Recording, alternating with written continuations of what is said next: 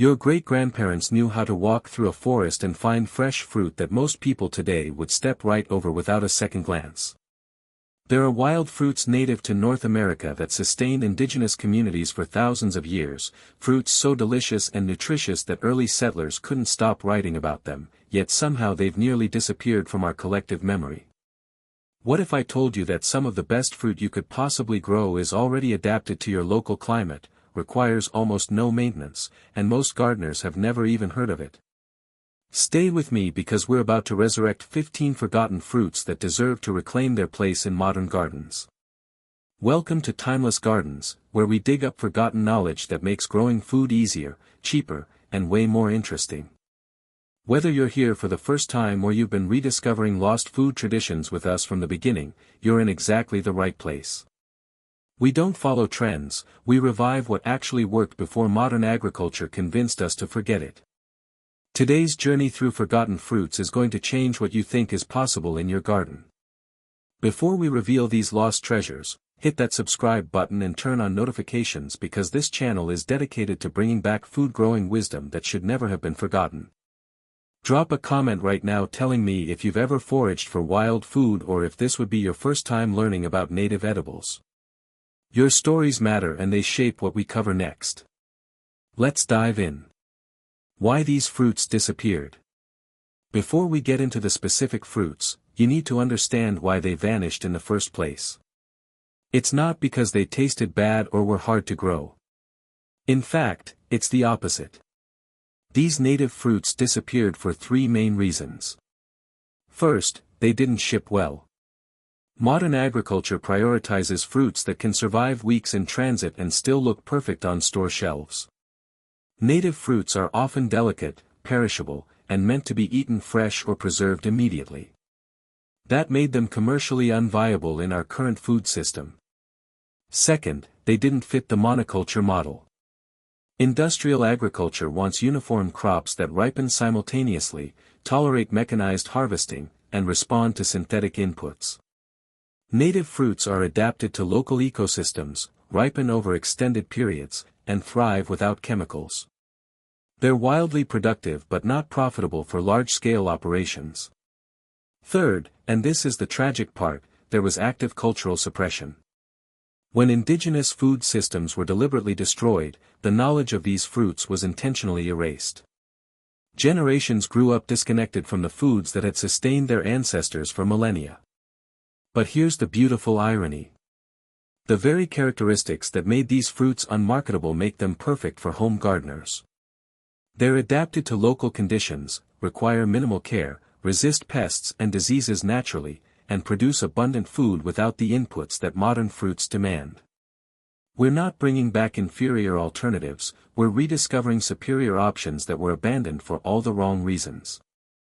Let's start with three native berries that should be in every garden but somehow aren't. First up is the serviceberry, also called Juneberry or Saskatoon. This small tree produces clusters of berries that taste like a cross between blueberries and cherries with a hint of almond. Indigenous communities across North America considered these essential, eating them fresh, dried, and pounded into pemmican. Serviceberries are ridiculously easy to grow. They tolerate various soils, handle cold winters, need minimal pruning, and produce fruit within 2 to 3 years. The trees are beautiful too, with white spring flowers and brilliant fall color. You're getting food, beauty, and wildlife habitat in one plant.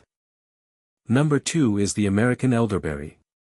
Now, you might know European elderberries, but the American species is hardier, more productive, and better adapted to North American climates.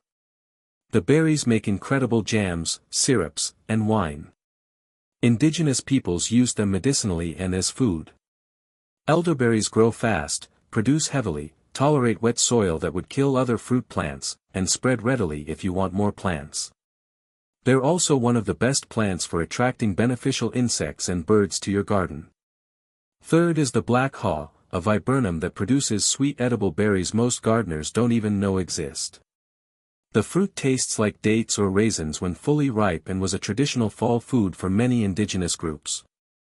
Black haw is nearly indestructible once established. It handles drought, poor soil, full sun or part shade, and has zero serious pests. Plant it once and harvest for decades with almost no maintenance. Moving to fruits you've probably never tasted but absolutely should. Number 4 is the American plum. Not the cultivated plums in stores, but the wild species native to prairies and woodlands. These small tart plums were harvested in huge quantities and preserved for winter. They make extraordinary jams and fermented beverages. American plums form thickets, which means once you plant one, it will sucker and spread, giving you more plants naturally. They bloom early with gorgeous flowers, tolerate clay soil, and produce fruit even in challenging climates where European plums fail.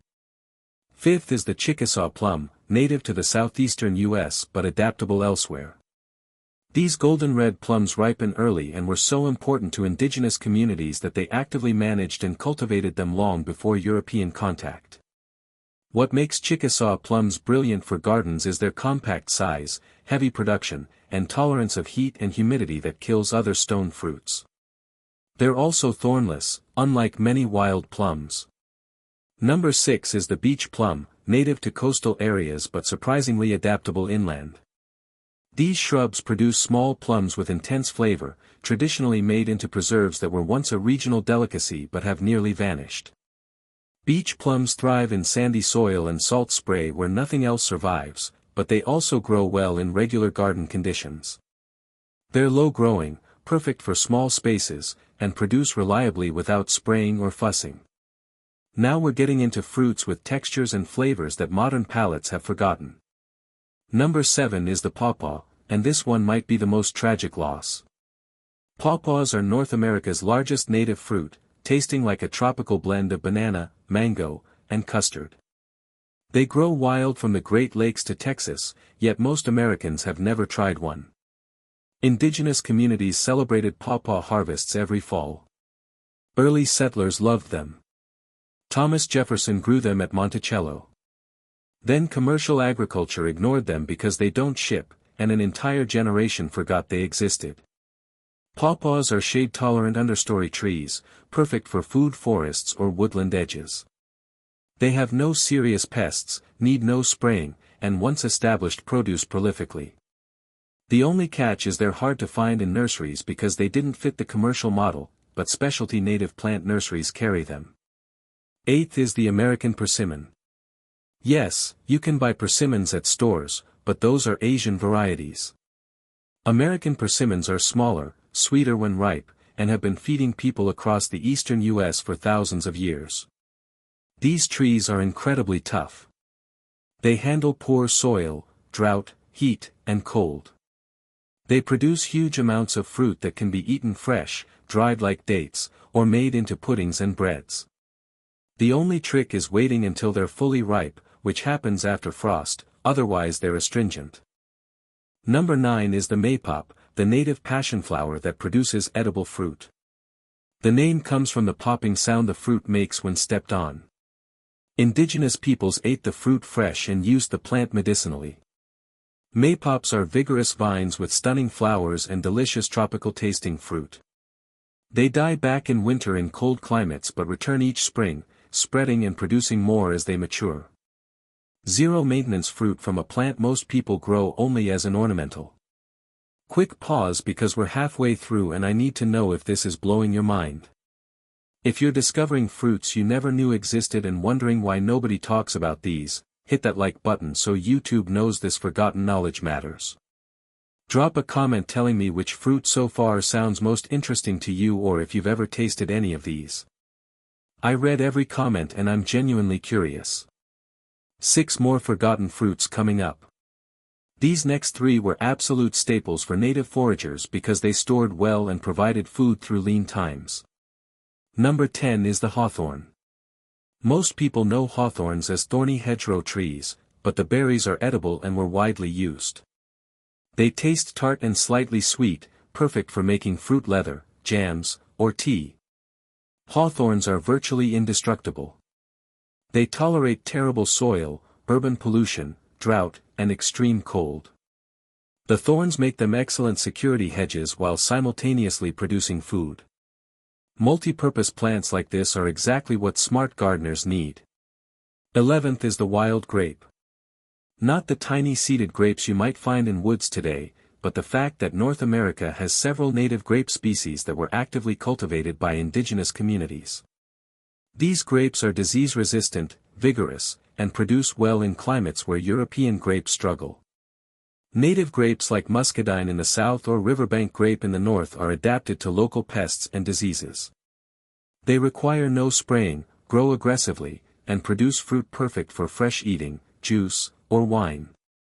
We abandoned them for European varieties that require constant intervention. Number 12 is the American hazelnut. Native hazelnuts grow as shrubs rather than trees, producing nuts that are smaller but more flavorful than commercial varieties. These were important seasonal foods, eaten fresh or stored for winter. American hazelnuts tolerate a huge range of conditions and form thickets that provide habitat for wildlife while producing food. They're also resistant to the blight that kills European hazelnuts, making them far more reliable for home growers. The final three fruits are survivors that still grow wild in pockets but deserve to be cultivated again. 13 is the hackberry. These trees produce small sweet berries with a date-like flavor that were dried and ground into meal or eaten as trail food.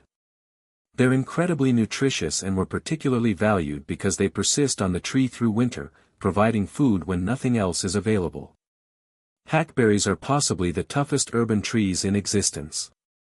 They grow in compacted soil, tolerate pollution, survive drought and flooding, and ask for absolutely nothing while producing reliable food. If you have a difficult site where nothing grows, hackberry will thrive. 14th is the red mulberry. Not the invasive white mulberry from Asia, but our native red species that produces larger, sweeter fruit. These trees were so productive that entire indigenous communities would gather during mulberry season for communal harvests and celebrations. Red mulberries grow fast, produce fruit quickly, tolerate various conditions, and drop ripe berries continuously through early summer. You can eat them fresh, dry them, or just let chickens clean up what you don't harvest. Effortless abundance. And finally, number 15 is the wild strawberry. These tiny berries are explosively flavorful compared to bland commercial strawberries. They were gathered in huge quantities, eaten fresh, and preserved. They're also incredibly easy to cultivate if you let them spread naturally. Wild strawberries grow as a ground cover, spreading to fill space and suppressing weeds. They produce fruit throughout the season, tolerate shade better than cultivated varieties, and require zero care once established. Plant them under fruit trees or in woodland gardens and they'll naturalize happily. Why this matters now? Here's why bringing back these forgotten fruits is more than just nostalgia. We're facing a future where climate unpredictability is the norm. The fruits your grocery store carries are bred for ideal conditions and intensive inputs. When conditions aren't ideal, they fail. Native fruits evolved here. They're adapted to local weather extremes, native pests, and regional soil types. They don't need perfect conditions because they developed over thousands of years in imperfect ones. As our climate becomes less predictable, these resilient plants become more valuable. There's also the knowledge angle. Every generation that passes without growing these fruits is another generation disconnected from foods that sustained entire civilizations. We're losing not just the plants but the cultural memory of how to use them, when to harvest them, and how they fit into seasonal food systems. Growing these fruits is an act of cultural preservation. It's reclaiming food sovereignty. It's saying that we don't have to depend entirely on a food system that prioritizes profit over nutrition, shelf life over flavor, and uniformity over biodiversity. And practically, these are superior garden plants. They need less water, tolerate poor soil, resist pests naturally, and produce abundant food with minimal work. That's exactly what budget-conscious gardeners need. Why fight to grow high-maintenance plants when low-maintenance natives produce just as much food? There you have it, 15 forgotten fruits that native foragers relied on and that deserve a place in modern gardens. Serviceberry, elderberry, black haw, American plum, Chickasaw plum, beach plum, pawpaw, persimmon, maypop, hawthorn, wild grape, hazelnut, hackberry, red mulberry, and wild strawberry. Pick one or two that fit your climate and space, find a native plant nursery that carries them, and bring back a piece of food history that should never have been forgotten. If this opened your eyes to food possibilities you didn't know existed, share it with someone who cares about where their food comes from. Hit that like button, and if you're not subscribed, subscribe now because we're dedicated to resurrecting practical food growing wisdom. Comment below and tell me which forgotten fruit you're most excited to try or if you've ever tasted any of these. I genuinely want to hear your experiences. Thank you for watching. Remember, the best plants for your garden are often the ones that evolved to grow there long before modern agriculture decided what you should plant. These forgotten fruits are your heritage, your climate-adapted food security, and your connection to thousands of years of sustainable food production. Until next time, keep growing, keep remembering, and never forget that the old ways often knew best. Happy foraging!